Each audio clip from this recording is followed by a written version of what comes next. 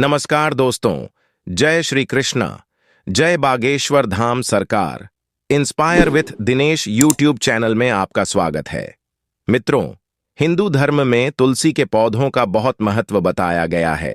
आज के इस वीडियो में हम ऐसे 8 उपायों के बारे में बताने वाले हैं। इसके अलावा ये भी जानेंगे कि तुलसी में कौन सा जल चढ़ाना चाहिए और साथ ही साथ ये भी बताएंगे कि पीरियड के समय किसी महिला को जल चढ़ाना चाहिए या नहीं। शास्त्रों के अनुसार जहां पर तुलसी का पौधा होता है तो वहां पर साक्षात महालक्ष्मी स्थायी रूप से वास करती हैं। आपको बता दें कि जो व्यक्ति सही तरीके से तुलसी की पूजा पाठ और देखभाल अगर कर लेता है तो सदैव महालक्ष्मी उसके घर में अपना स्थान बना लेती है। लेकिन तुलसी के कुछ वास्तु नियमों को आपको ध्यान में रखना अवश्य है। ऐसे में आइए उन वास्तु नियमों के बारे में जानते हैं। लेकिन उससे पहले अगर आपने हमारे YouTube चैनल को सब्सक्राइब नहीं किया तो कर लीजिए, साथ ही वीडियो को लाइक भी कर दीजिए और कमेंट में जय श्री कृष्ण अवश्य लिखें। चलिए वीडियो शुरू करते हैं। नंबर 1, नियमित तौर पर तुलसी के दर्शन करने और हाथ जोड़ने से व्यक्ति के सभी पाप खत्म हो जाते हैं।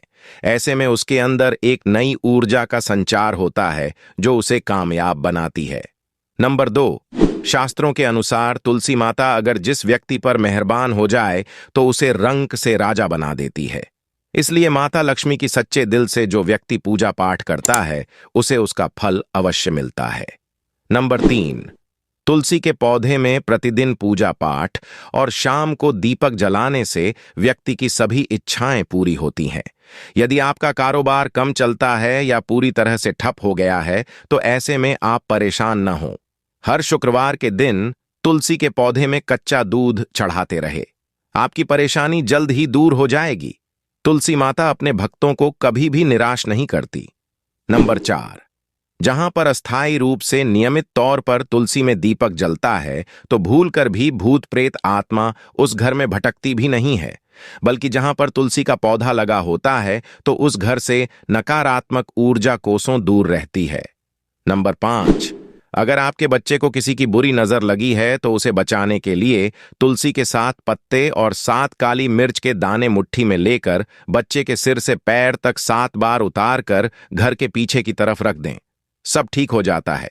यह आपको क्लॉकवाइज डायरेक्शन में घुमाना है, यानी घड़ी की सुई की दिशा में उतारनी है।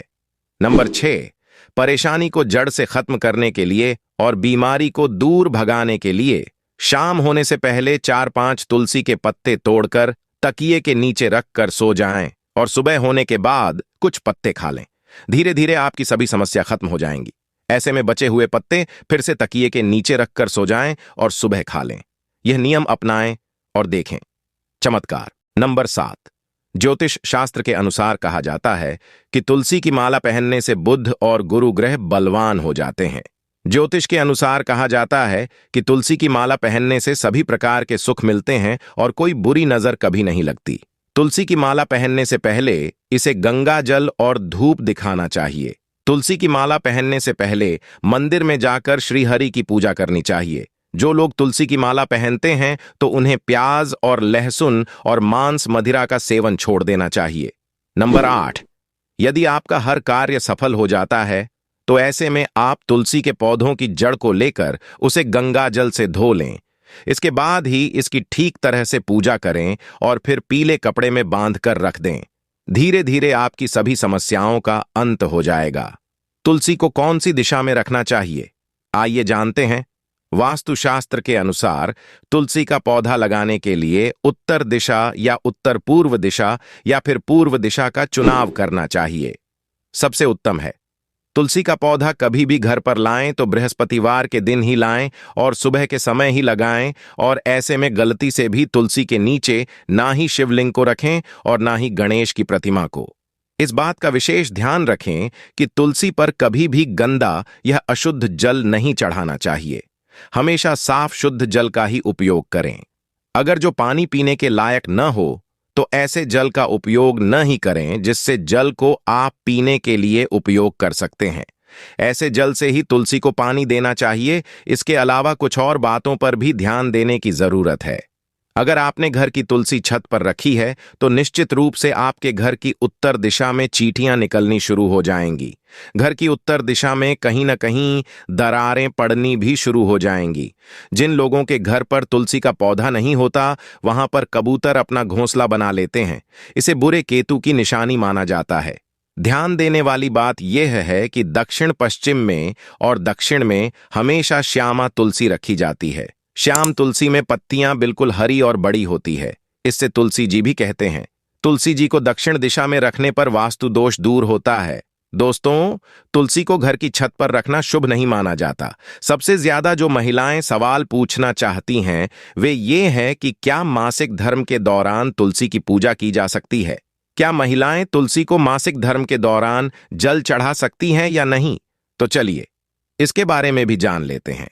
दोस्तों, मासिक धर्म के दौरान औरतें अपवित्र होती हैं और इसलिए मासिक धर्म के दौरान कुछ काम ऐसे हैं जो नहीं करने चाहिए। जैसे अचार को हाथ नहीं लगाना चाहिए, वो खराब हो जाता है। मंदिर नहीं जाना चाहिए, चौराहे पर नहीं जाना चाहिए क्योंकि इससे बुरी नजर लग सकती है। ऐसे ही पौधों में पानी भी नहीं देना चाहिए, इससे पौधे सूख जाते हैं। और कोई भी धार्मिक कार्य भी नहीं करने चाहिए। इसलिए आपको मासिक धर्म के दौरान तुलसी को जल भी अर्पण नहीं करना चाहिए। तुलसी व्रत भी नहीं करना चाहिए। तुलसी के पास भी नहीं जाना चाहिए, वरना तुलसी का पौधा सूख सकता है। तुलसी अपवित्र हो जाती है। तुलसी की पवित्रता का खास ख्याल रखा जाना चाहिए। मासिक धर्म के दौरान चौथे दिन स्नान करने के बाद ही आपको कोई धार्मिक कार्य करना चाहिए। दोस्तों, वीडियो में दी गई जानकारी अगर आपको अच्छी लगी है, वीडियो को लाइक करना, चैनल को सब्सक्राइब करना मत भूलना। दोस्तों, पूरा वीडियो देखने के लिए दिल से बहुत बहुत धन्यवाद।